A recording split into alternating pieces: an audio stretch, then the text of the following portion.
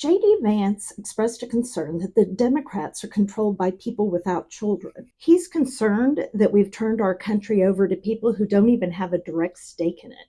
I hate to say it, but he's got a point. I mean, really, before we could even consider voting for Kamala Harris as Lady President, she's going to have to answer a lot of questions. So I pose these questions to you, Miss Harris.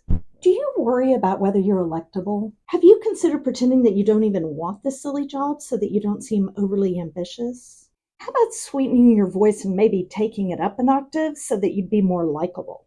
Do people ever tell you you're a little bit feisty?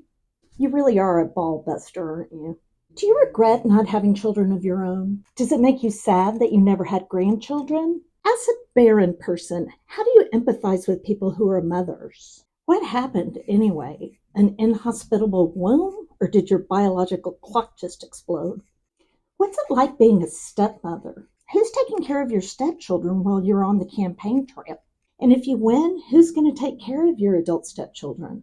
Are your stepdaughters jealous of you swooping in on their daddy?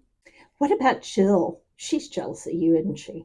When you were running for Lady Vice President, did it bother Jill that you were running all around the country with her husband? How did you manage to keep your slender figure when you were busy running around the country with Jill's husband? Do you think of Doug as your soulmate? Why did you wait till you were almost dead to finally get married? Does it make Doug nervous to have you all alone there on the campaign trail? How are you going to keep it spicy in the bedroom if you become Lady President?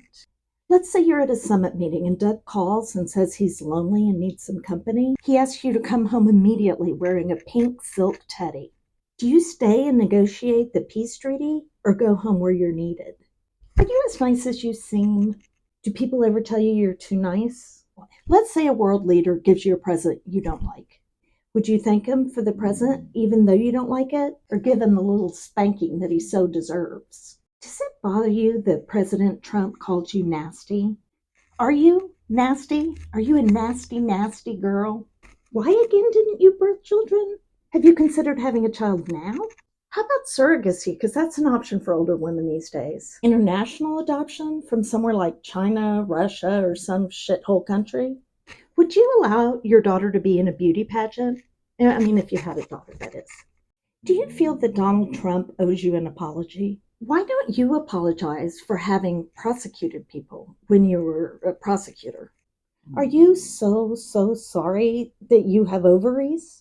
Remind me again, why haven't you used those ovaries?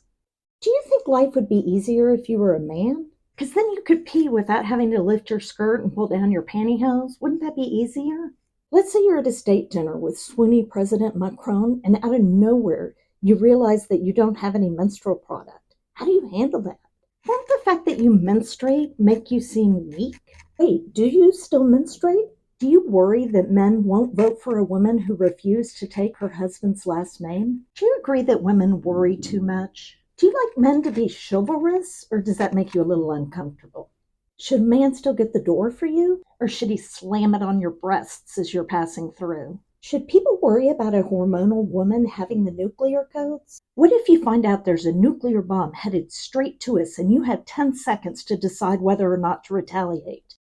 But it's your time of the month and you're feeling a little bit crampy. Who do you yell at? What if, as commander-in-chief, you give an order to the military brass, but they refuse to follow it because you're a woman? Would you spank them if they asked you nicely? What if you start feeling that nobody's taking you seriously because you're a woman? So you decide to bind your breasts and buzz cut your hair.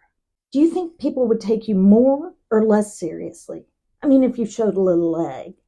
Come on, will you show us a little leg just for fun? If Trump agrees to debate you in September, what are you wearing? More importantly, what are you wearing under what you're wearing? Do you worry that your nipples will get perky on the debate stage? Because you know they might.